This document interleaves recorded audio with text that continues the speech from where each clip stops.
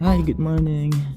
It's 6 o'clock in the morning here in Malaysia and it's day 7. Day 7 na of 365 expat life here in Malaysia. And ano ba? Second day of our training today. It's Tuesday, July 14, 2026.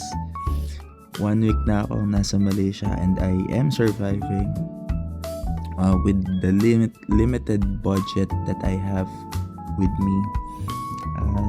Pero in the coming days, kasi by July 20 or July, on or before July 20, kailangan namin mag-move out na from this hotel.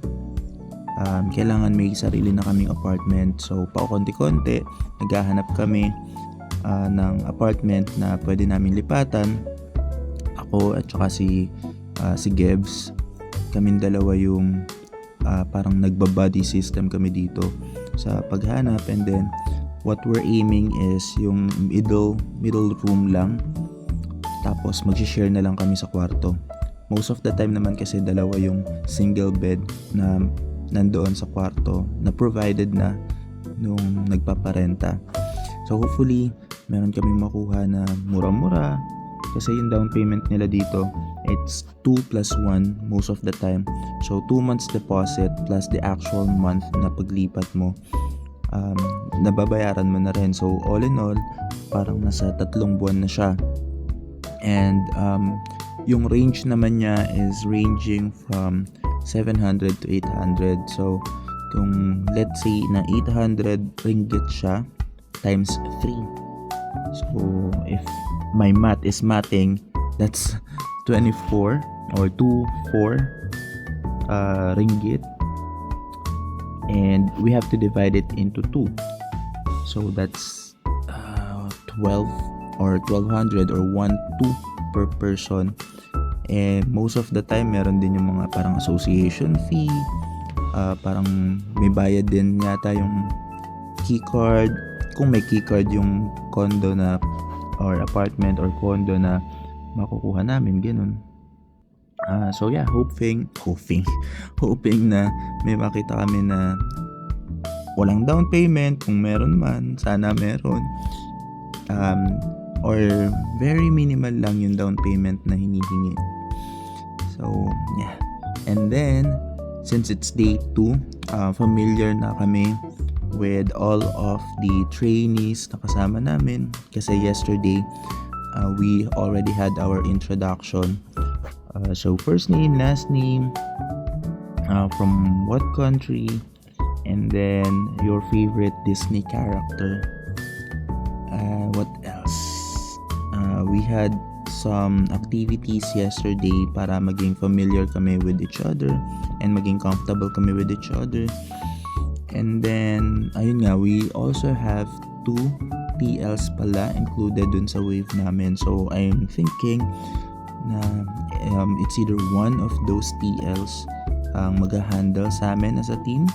And I'm also thinking na it's also possible kasi na we'll be joined by some tenured agents. So, hindi siya buo na team ng wave namin, ganun. Kasi it's going to be difficult for the TL to survive yung mga KPIs kung walang tenured agent. Yeah, I guess that's it for now, and then I'll just get back mamaya kapag paalis na kami. Bye.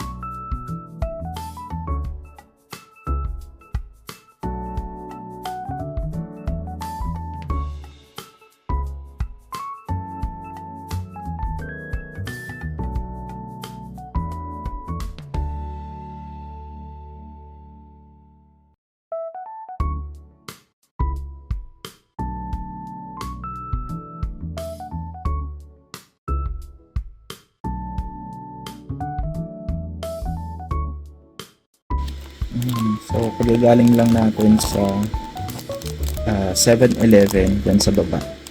Dalawa actually yung 7-Eleven dito. Pero yung isa tingin ko mas madami silang tinda kasi.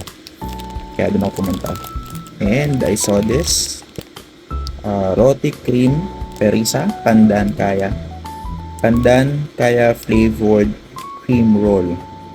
This is for 1 ringgit or 15 or 16 pesos sa Pinas. So, I'm gonna try this. Tingnan natin. Baka tinapay lang. Ban lang pala siya. Wala siyang filling inside. Lugi.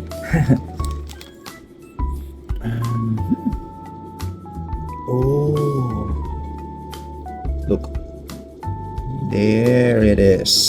Nasa loob yung pandan niya.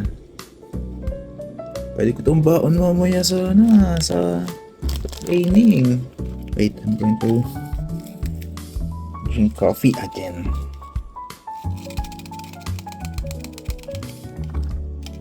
Hala, buo-buo na naman yung coffee ko.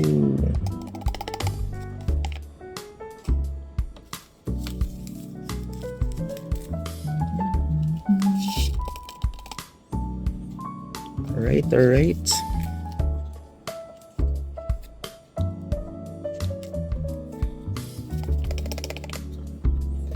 So after nito, maliligo na ako kasi it's currently around 7:30 in the morning.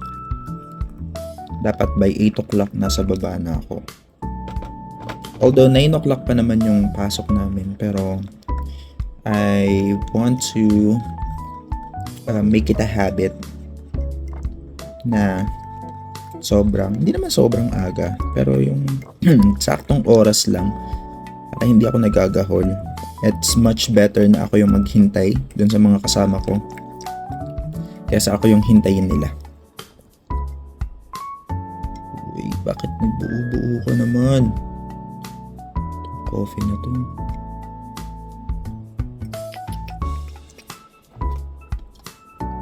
Add more water siguro. Wait, water ko. There, let's give it a try. Kapag masarap siya, bibili ko ng additional at babaunin ko later. Ay, sasawsaw ko kagad sa kape. Tingnan natin yung kape dito.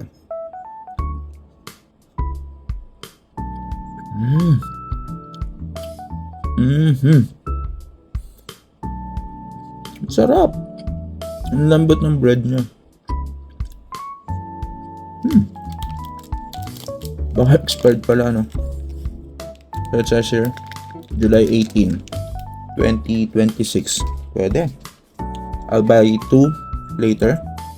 Babaunin ko. Dalawa para good for sharing. Kaya naman ako lang kakain.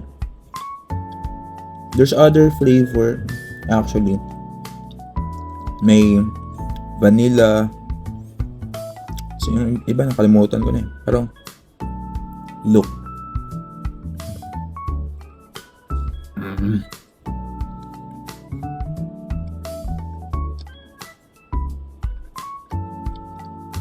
Sarap.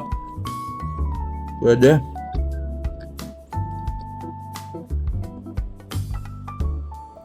Pwede na to.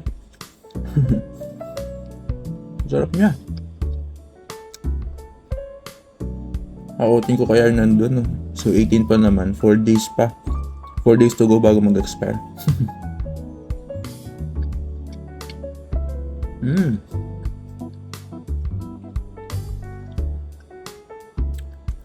Ada. Good.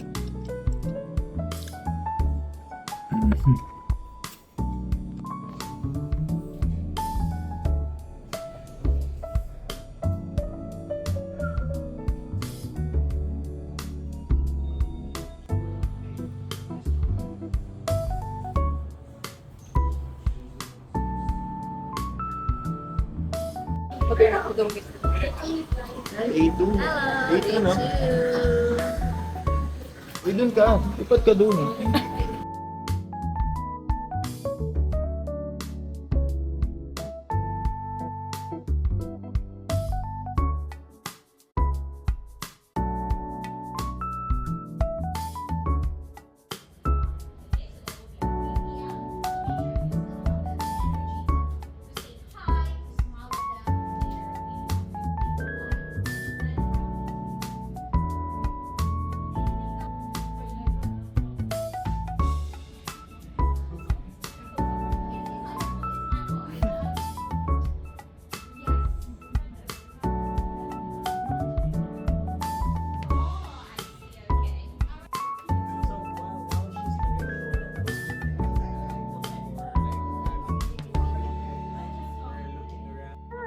down. Don't worry. They have a safety officer in the cruise. Okay? They got us, okay? Let's go. Let's go. Where's my son? My son. Chill. The office is locked.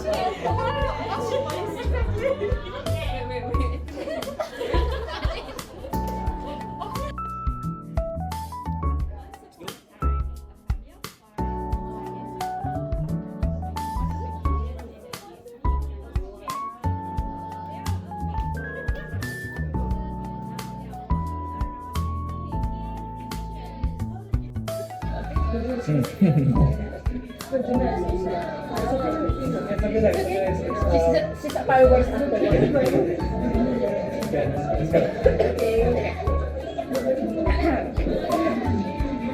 So I'll do the introduction first. I say good morning. We are from Magic Makers League, and our topic is our keys. Right, our keys is safety. So once upon a time, there is a family of five who decided to take a vacation in a Disney ship. They are amazed. When I say they are amazed, then you say, wow. Oh, I'm sorry. Yeah, sorry.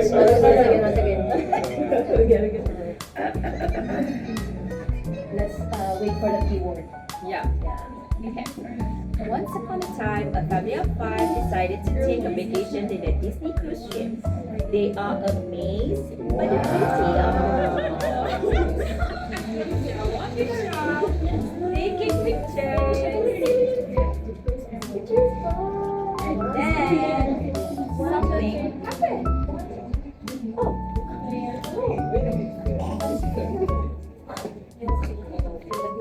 So I can see. Your back is facing the audience. They cannot see your faces. Okay, so I think we have to.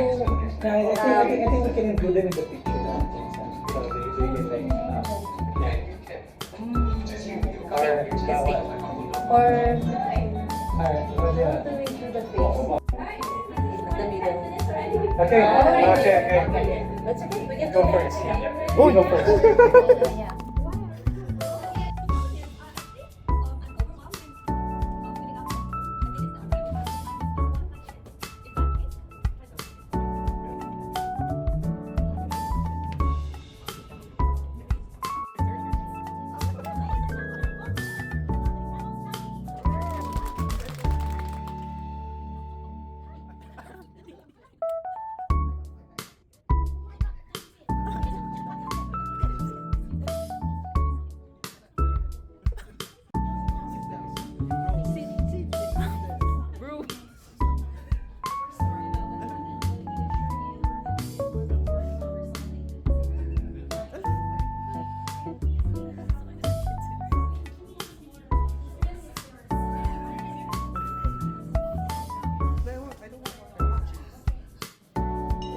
Proactive. Spicy hindi. Ay, ano tawag dyan? Ano to? Mie goreng? Mie goreng ayam. Kumain ka pala kanina.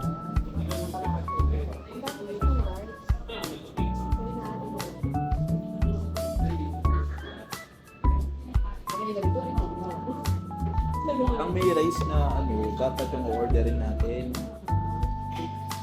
Nasi. Oy, ano to?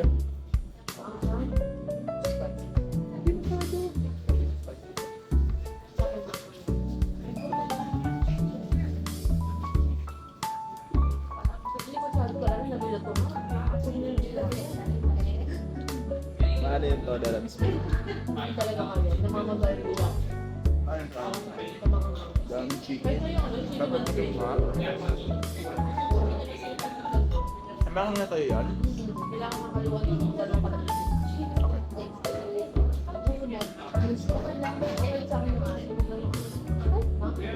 Daming chicken sa ilalim. Okay, I want you guys to be part of the vid. Kain po, kain.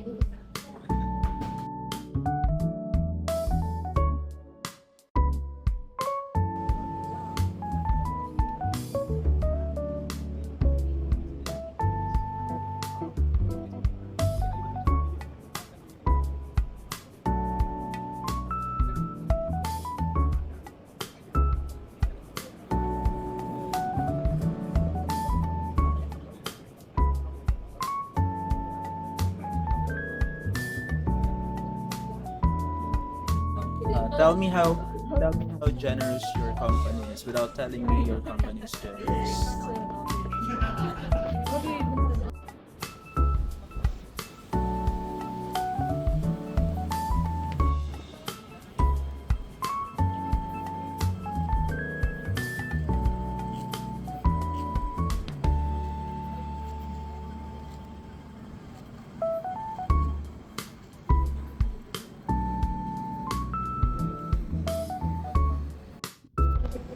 Day 2 complete! Ay.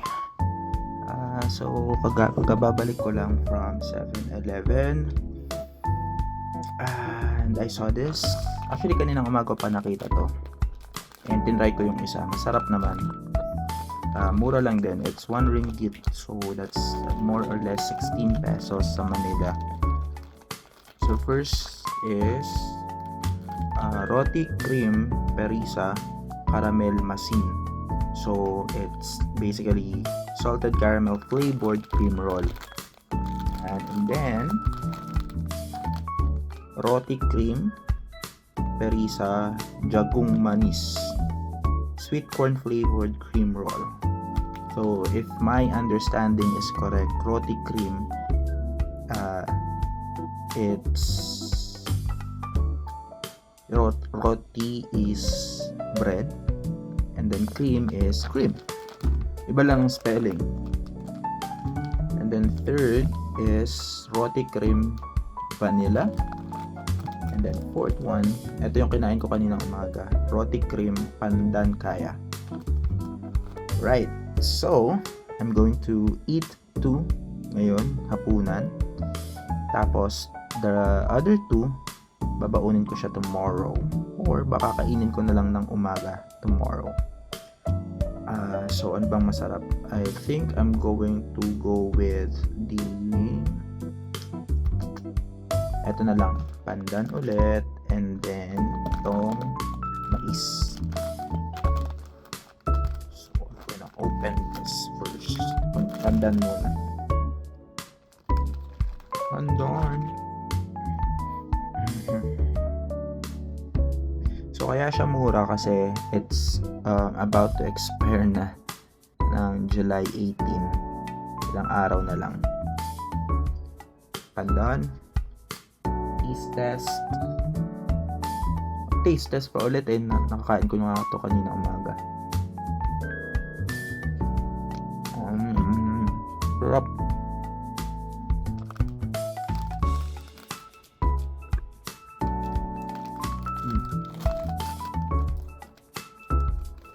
Lasang lasa sa kanya yung pandan talaga.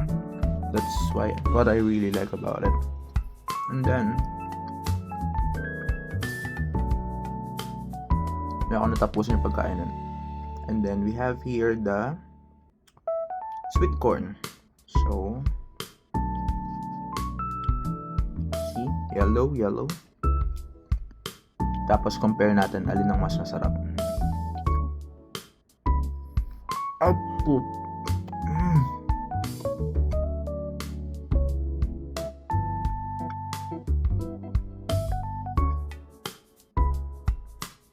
OA. Ang sarap.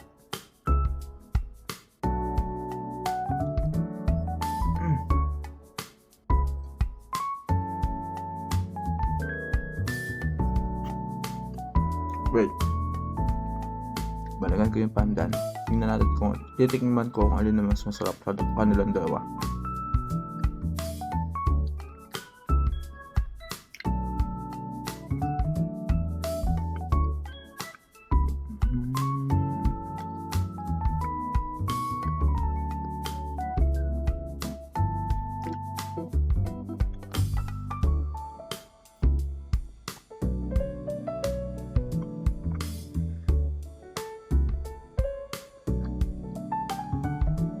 Mas masarap sa akin yung pandan.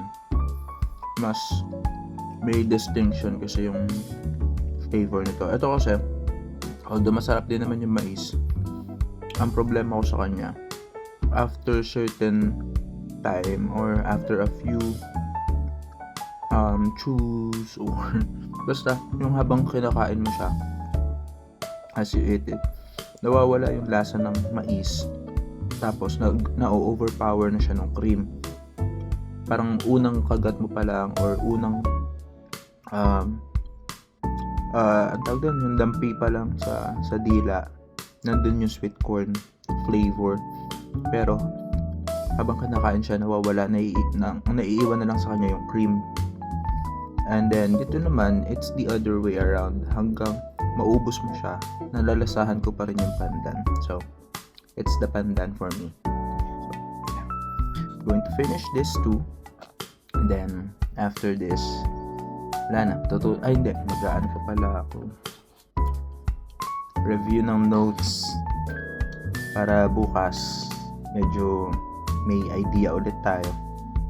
And then after that, I'm gonna sleep and rest na and call it a day. Bye!